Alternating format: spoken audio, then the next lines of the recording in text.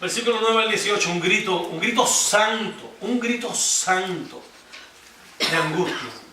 Ese podría ser el título de esta mañana. Un grito santo de angustia, un grito de una mujer en una desesperación santa.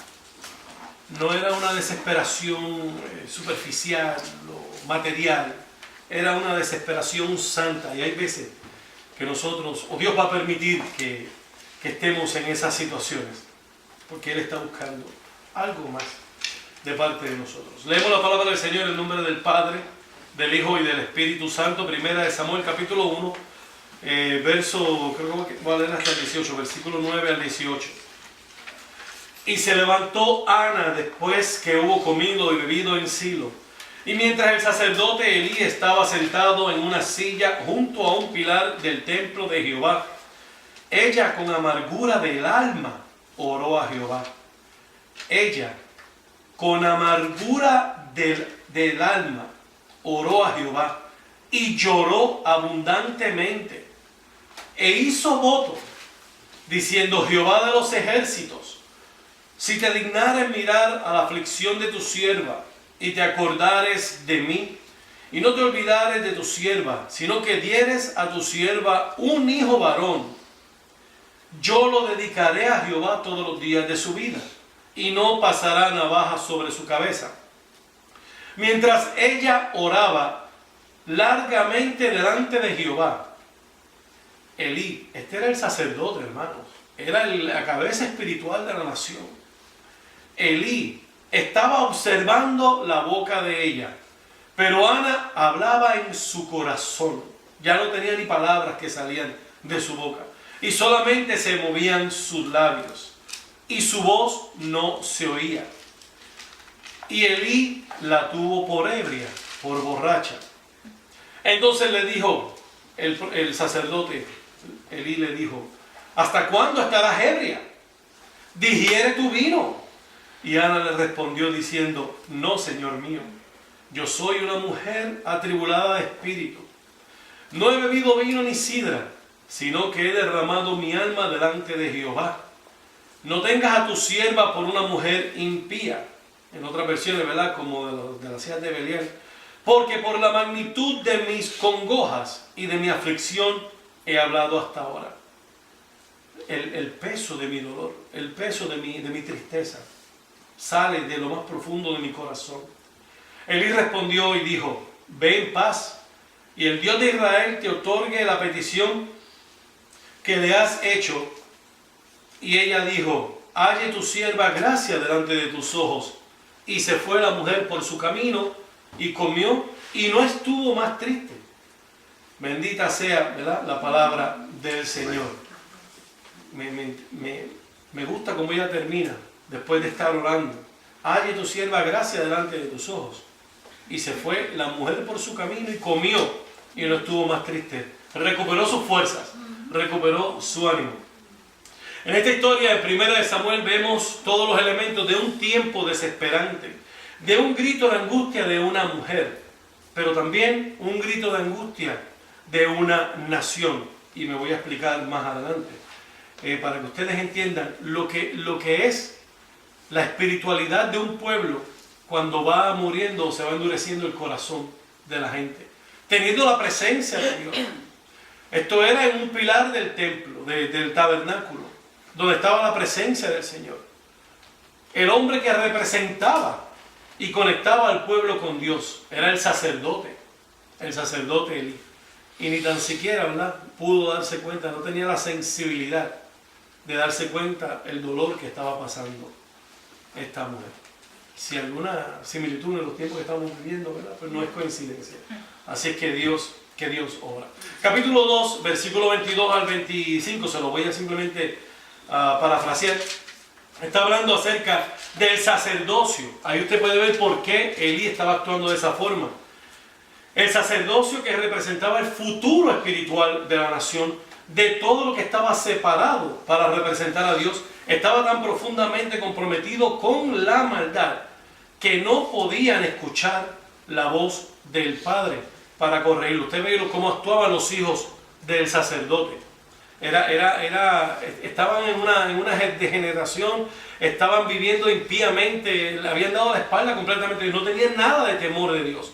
Teniendo en ese lugar el arca del pacto, la presencia de Dios, el simbolismo, ¿verdad?, de lo que Dios había hecho con toda esa nación. En otras palabras, el sacerdocio ya estaba en una posición totalmente desconectado de Dios. No tenían esa sensibilidad. Dios no podía ni hablarles ni corregirlos. Estaban viviendo lejos de Dios, inmoralmente en pecados, llamando a lo malo bueno, llamando a lo inmoral como que era la norma de la sociedad. Lo estamos viviendo en estos tiempos también. Estamos viviéndolo en estos tiempos. En esta nación, donde el pueblo hace un referéndum y salen a votar y votan en contra de los matrimonios del mismo sexo, y entonces vienen los jueces y entonces cambian, invierten las leyes. La nación dice: queremos vivir de una forma, por lo menos que con los principios bíblicos, aunque ya estamos alejándonos de ellos. Pero los gobiernos y las personas que están en las posiciones de autoridad cambian todo eso, aún en contra del pueblo. Y la iglesia, como si nada. La iglesia se dobla las mangas y siguen en sus prácticas y pues ok, hacemos los servicios. En este caso, en esa época, pues hacían los 3 servicios al año, que era que se presentaban las personas en el tabernáculo, y ahí estaba una mujer derramando su corazón, y el hombre que está representando a Dios ni tan siquiera puede discernir que esta mujer está totalmente quebrantada, que la nación está totalmente quebrantada. Es increíble como nosotros podemos ver personas que viven de esa forma. Estas personas, los sacerdotes, representaban lo que venía en el futuro. Ellos representaban lo que Dios quería hacer con el corazón de David y después terminarlo con Salomón. El templo de Dios. Un símbolo de la presencia de Dios en la tierra para testimonio de todas las naciones. Imagínense lo que le esperaba a esa gente si el linaje que venía estaba actuando de esa forma. Es increíble. En el capítulo 3 nos dice que no había ni tan siquiera revelación de Dios, que la palabra o las visiones escaseaban. O sea, ya Dios no se estaba revelando como se revelaba en los tiempos de antes. Imagínese vivir así, sin dirección de parte de Dios.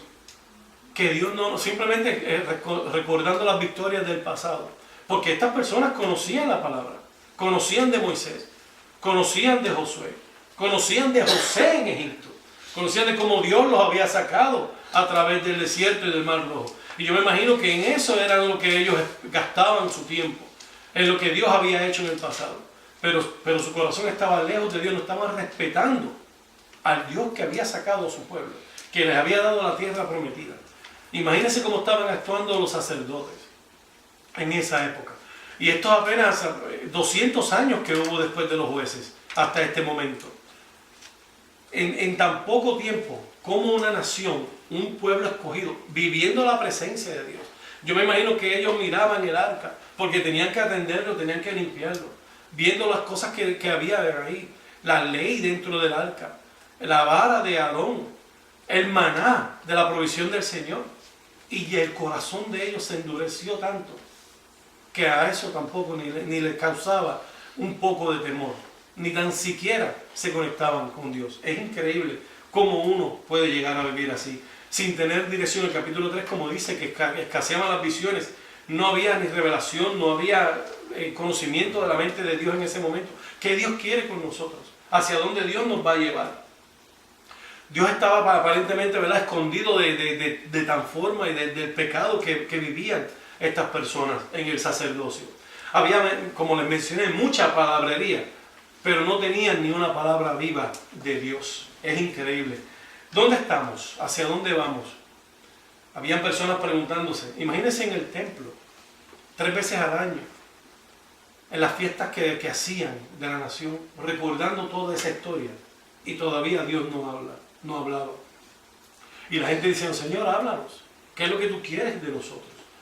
Muchos de nosotros hemos estado orando de esa forma. Hemos estado en la iglesia, hemos ido 1, 2 veces, 3 veces a la semana y diciéndole: Señor, aquí estoy derramando mi corazón, pidiéndote, Señor, como Ana, hablándote, buscándote. Yo necesito tu dirección. Y hay veces que salimos de la iglesia de la misma forma que entramos. Ayer yo estaba en un seminario de líderes, hermanos. Gente que tienen años de experiencia en el ministerio. Y decían, hay veces que Dios no nos habla. Y hay veces que la gente sale igual como entran. Y yo digo, pues algo estamos haciendo mal. Porque nosotros tenemos el Espíritu de Dios. Tenemos el Espíritu de Jesucristo que nos levantó de los muertos. ¿Cómo nosotros no vamos a estar haciendo cambios, permitiendo que Dios nos use para la gloria de Él? Algo está mal entonces, algo está mal. Y era como la confirmación de lo que había estudiado toda la semana en cuanto a este capítulo de Primera de Samuel.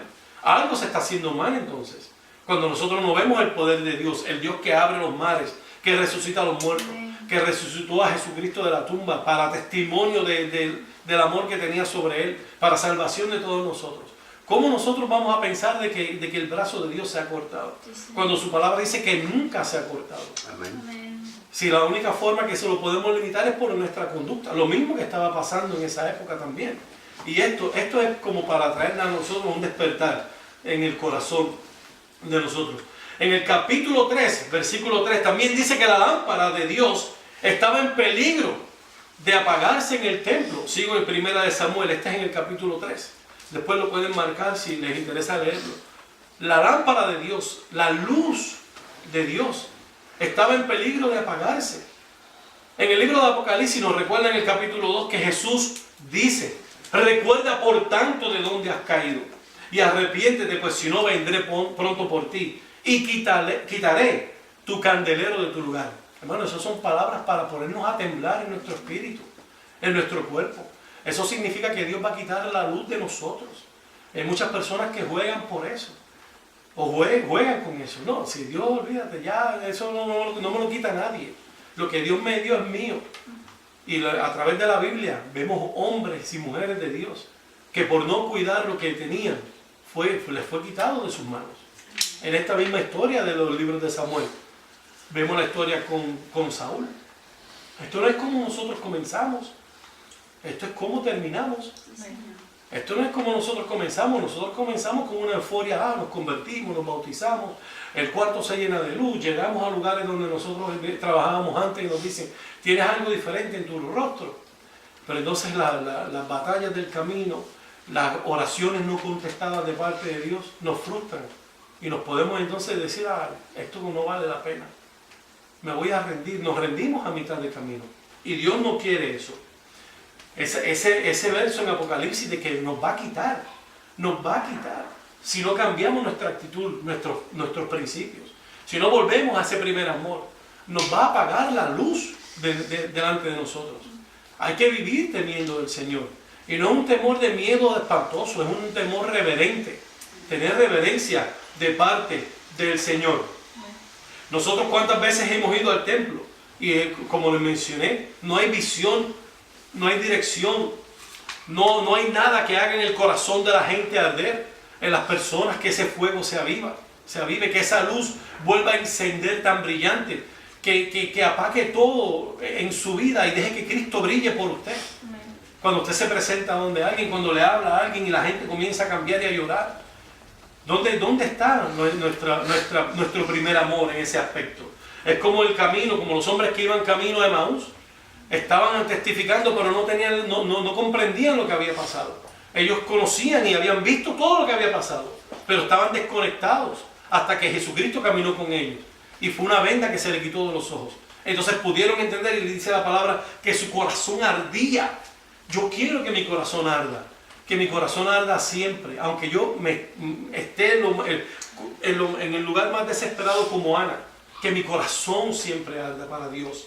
Esa es mi oración todos los días, que mi corazón arda para Dios. En el capítulo 4, verso 10 en Primera de Samuel, dice que pelearon los filisteos contra Israel y fueron derrotados. Cada cual huyó a su tienda. La mortandad fue muy grande, hasta cayeron 30,000 soldados de a pie, dice la Escritura. En ese momento el testimonio de Dios estaba siendo destruido por el enemigo. Lo mismo que pasa en estos momentos. Lo mismo que estamos viviendo en estos tiempos. El poder de la gente de confiar en Dios. El poder de nosotros de confiar en Dios, porque a veces Dios no contesta. O no vemos que está actuando a favor de nosotros. Disminuye y se apaga. se apaga como una luz que se va desvaneciendo. Y pareciera que el pueblo de Dios, ¿verdad?, no tiene ningún poder para hacerle frente a los enemigos. En ese capítulo 4 nos dice también que el arca de Dios, la presencia de Dios, el símbolo de ellos de ser una nación especial, fue capturada. Y toda la gente lloró desesperadamente. El poder de Dios, la provisión, lo que representaba la presencia de Dios, se había ido de la nación santa del Señor. Toda la gente huyendo, estaban sin dirección, sin saber qué hacer, gritando de angustia, en una desesperación santa, clamando por Dios. Y yo no estoy hablando, ¿verdad?, del desespero de una persona por las cosas materiales. Es el desespero de una nación que aun cuando aún la gente que no le sirve a Dios, la gente que a lo mejor no visita la iglesia todas las semanas, la gente que no tiene esa relación con Dios, están viendo de que hay algo tan malo, que algo se tiene que hacer, Y yo veo esos tiempos ahora también. Yo veo esos tiempos que estamos viviendo. La agenda que hay en contra de Dios en las escuelas, en los gobiernos, en las oficinas, en la sociedad, es algo increíble. Que la misma gente que no le sirve al Señor dice, necesitamos algo. Tiene que haber algo más. Aún los mismos ricos que están en unas posiciones de poder dicen, pero esto no está funcionando. Hay algo que hay que hacer. Y es impresionante cuando vemos y escuchamos ese desespero, el clamor silencioso de una nación que ora y dice y se pregunta, ¿cómo llegamos hasta aquí? ¿Qué nos pasó que descuidamos la palabra del Señor? Y comenzamos a vivir como si no tuviéramos consecuencias. Es como si estuviéramos gastando todo el dinero que tenemos y se nos olvida que en algún momento hay que pagar las deudas, que en algún momento va a llegar el bill, que en algún momento la provisión se va a detener. ¿Y cómo Dios responde, verdad?, a ese clamor del pueblo? ¿Cómo Dios responde a ese clamor de esta mujer en Ana? O de la gente que está en desespero, en un desespero santo, sin dirección. Buscan dirección aún de la iglesia y lo que ven son revoluciones. Lo que ven es una división entre las iglesias y de una nación completamente que le da la espalda a Dios. La respuesta la tenemos en 1 Samuel. Dios permite que llegue a nuestro corazón, como le mencioné al principio, esa inquietud de que tiene que haber algo más. Definitivamente tiene que haber algo más en el Señor. Tiene que haber algo más que llene el corazón de nosotros, que pueda expresar y llevar el corazón de las personas hacia la gente, ¿verdad?, hacia Dios.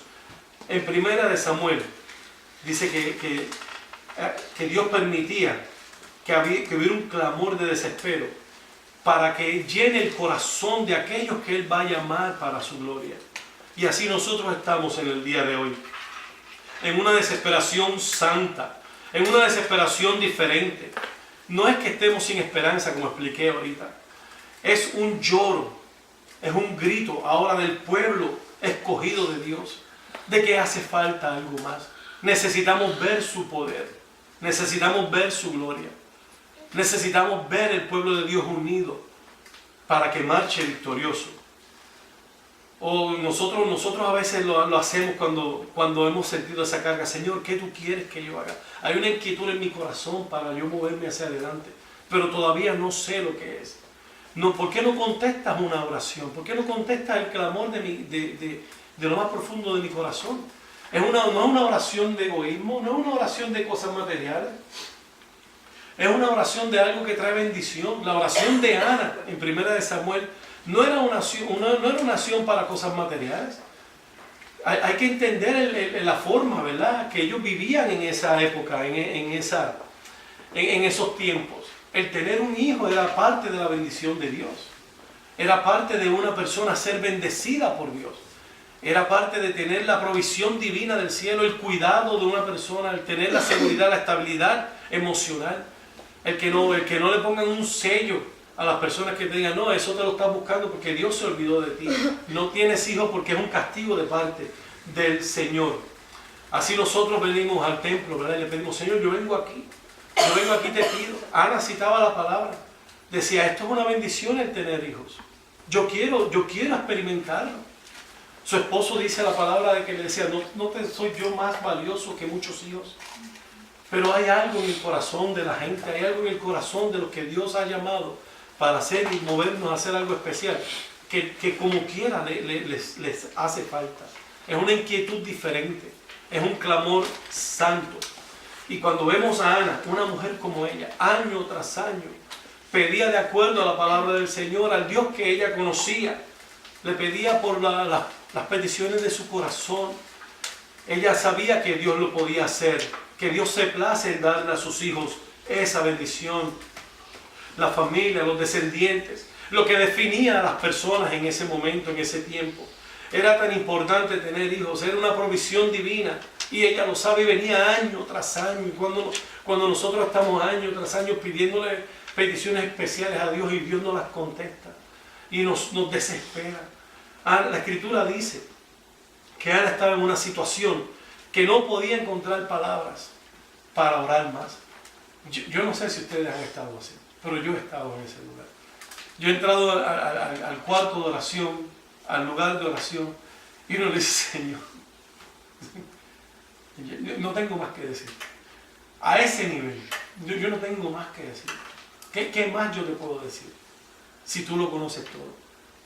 Cuando ya no hay más palabras en el corazón, año tras año, tras año. La palabra dice, la palabra de Dios, dice que el Espíritu intercede por nosotros. En Romanos 8 dice: y de la misma manera también el Espíritu nos ayuda en nuestra debilidad, en nuestras luchas, en nuestros problemas, en nuestros peores momentos. Porque no sabemos cómo orar como debiéramos, pero el Espíritu mismo intercede por nosotros con gemidos indecibles. Y aquel que escudriña los corazones sabe cuál es el sentir del Espíritu, hermano. Eso es una bendición. Cuando usted no tenga que decir, no diga nada. Deje que el Espíritu ore por usted. Eso es parte de la bendición que tenemos como hijos de Dios, como hijas de Dios. Él intercede por los santos, conforme a la voluntad de Dios. Y eso es lo que estamos viviendo. Esa agonía que no sabemos por qué nos sentimos así, pero que viene de Dios, porque Él tiene cuidado de los que están perdiéndose sin Él.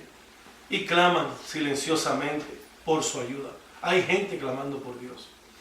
Hay gente que no lo conoce, están clamando por Él, por un milagro. Como Ana, que viene al templo y clama en desesperación por lo que ella sabe que es su derecho como hija de Dios.